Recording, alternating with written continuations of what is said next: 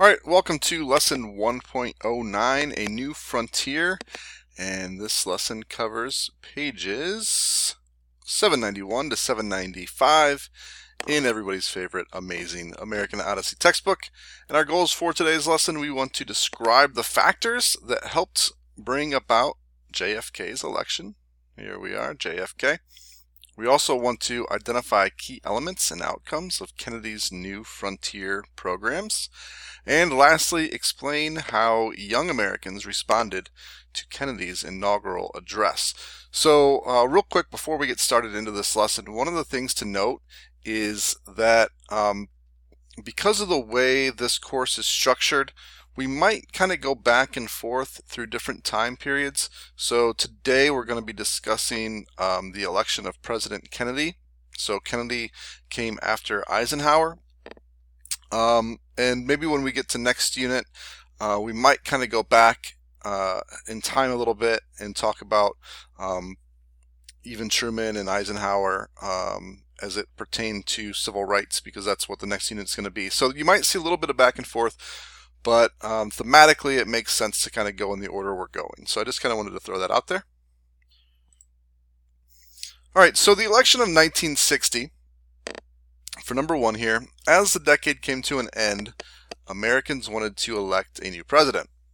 President Eisenhower had served 2 terms, and his vice president, Richard Nixon, was running for election for the Republican Party, and his opponent, the nominee of the Democratic Party, was the equally young Senator John F. Kennedy from Massachusetts. So one of the things that people don't realize is that Nixon, everybody thinks of Kennedy as being kind of that young, vibrant candidate for president.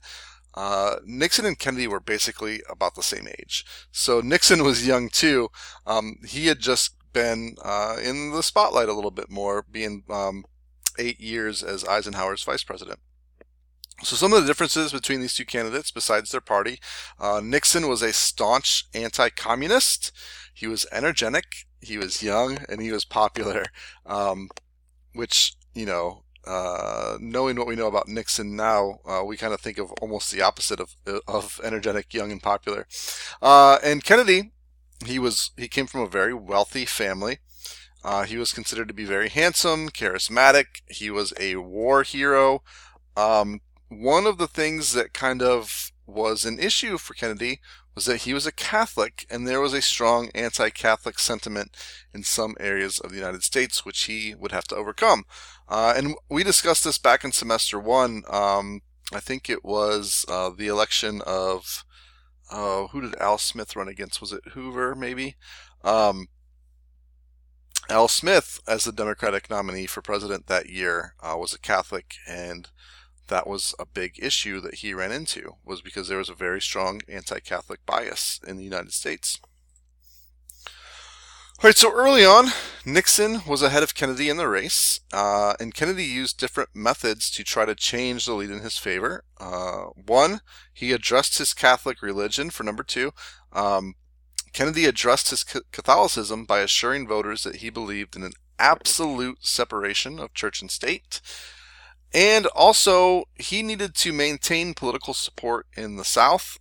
His victory was aided by the support of African American voters in southern states. And this would be tricky for JFK, and I think we'll talk about this more in Unit 2 when we talk about the Civil Rights Movement. But many Democrats in the South, many white Democrats in the South, were from the party of segregation and Jim Crow laws.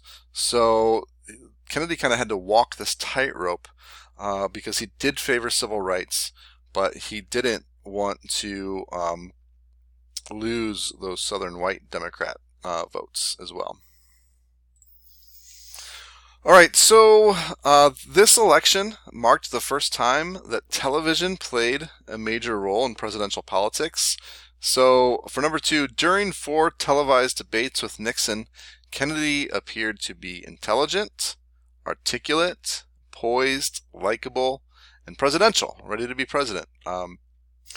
Some of the stories going into some of these debates was that Nixon actually was pretty sick before the first debate, and so his skin was pale, he was really sweaty, He refused to wear makeup, so it just kind of made Kennedy, who had just returned from vacation, who had a nice tan, even though, TV was black and white, things like that stood out. And because of that, people thought Kennedy just looked the part better. And, that was a big difference in presidential politics, that something that didn't exist before. Now you not only had to, act, speak, be presidential, you had to now look presidential. Like I said, something that was brand new to presidential politics in 1960. So yeah, like I said here, before the first debates, Nixon had been ill and did not wear makeup. His sweating was extremely noticeable, and Kennedy, having just returned from vacation, looked more energetic and fit. It is believed that played a role in Kennedy's eventual victory. Here is the election map.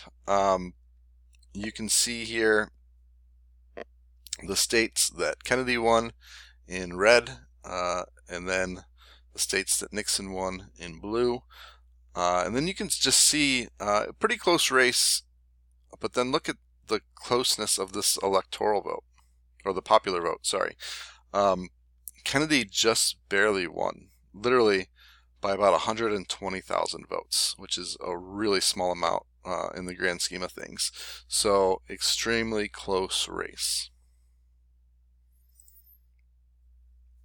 Kennedy, in his inaugural address, had a line in his speech that is one of those American speeches that will be remembered forever. He was intent on making a break from the 1950s. So he said, "The torch has been passed to a new generation of Americans." He urged people to explore the stars, conquer the deserts, eradicate disease, tap the ocean depths, and encourage the arts and commerce. Kennedy was kind of like an uplifter. He tried to deliver an inspiring message at all times. So for number 3, Kennedy focused much of his address on foreign affairs. Remember, this is in the height of the Cold War era. And Kennedy inspired his listeners with a sense of idealism and hope as he called for a renewal of patriotic service. And that's where that famous line, "Ask not what your country can do for you, ask what you can do for your country." That was a terrible Kennedy impersonation, by the way. So what was JFK's domestic agenda? These were goals that he wanted to have accomplished here on the home front. So he made a promise by the end of the decade that we would reach the moon. We would send a man to the moon. He started the organization known as the Peace Corps, which sent young people abroad to different places to help, whether it's rebuild things or help impoverished areas, things like that. His cabinet choices were a change from Eisenhower's approach because he decided to choose academic experts instead of business leaders. One of those experts was his Secretary of Defense, Robert McNamara. That's this guy right here. McNamara was considered a whiz kid who helped reorganize the Ford Motor Company after World War II.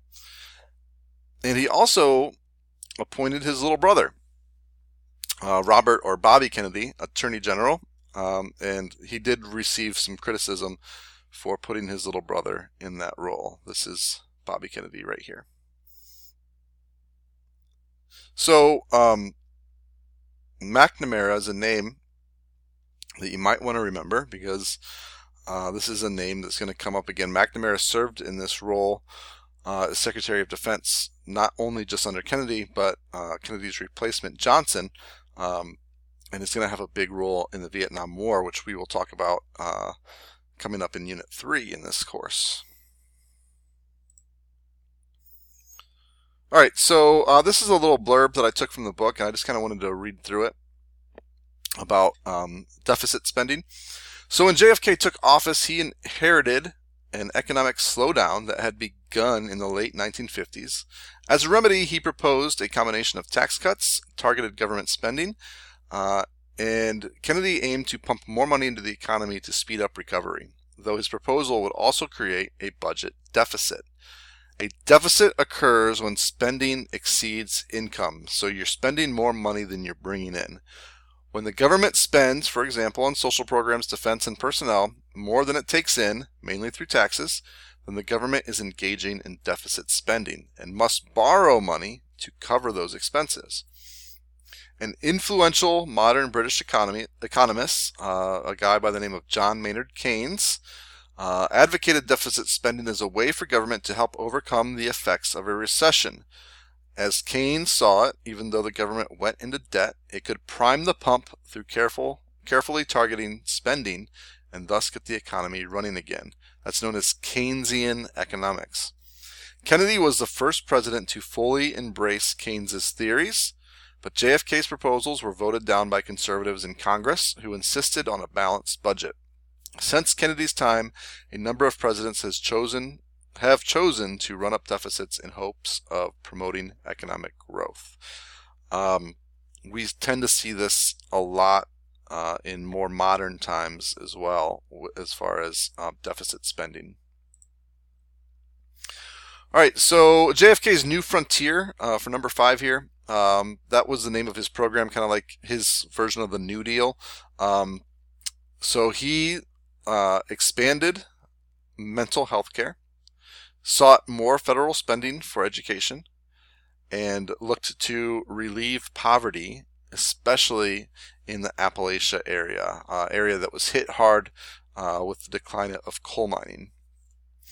And for number 4 here, he promised to reach the moon in 10 years and to send a legion of young Americans overseas to aid the developing world.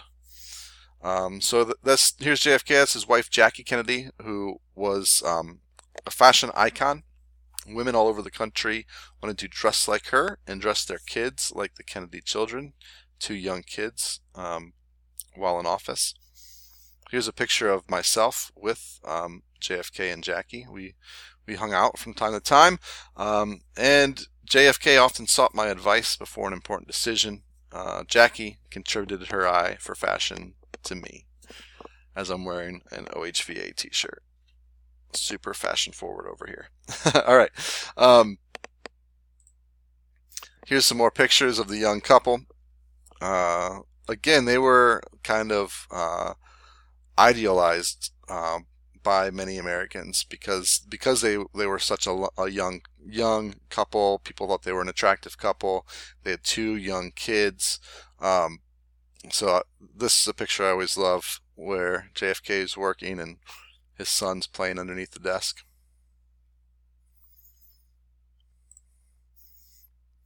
All right, so I'm going to go over some review questions since this isn't a live class. There's no really back and forth. So I'm just going to kind of go through these quickly. After World War II, the United States experienced an economic boom, which did not contribute to that boom. What do you think?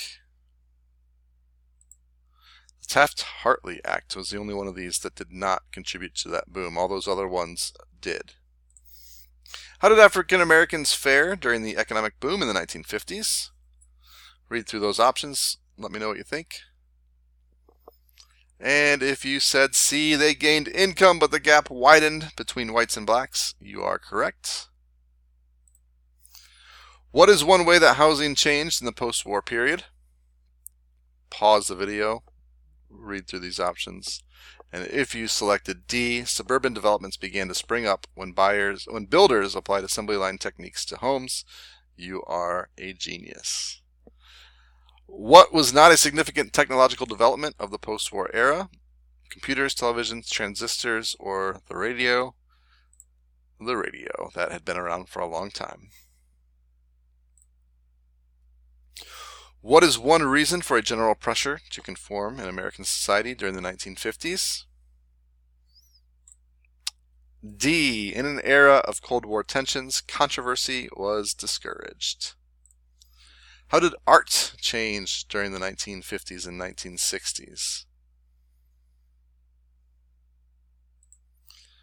B. Abstract expressionism spoke to the needs of the age. Jackson Pollock.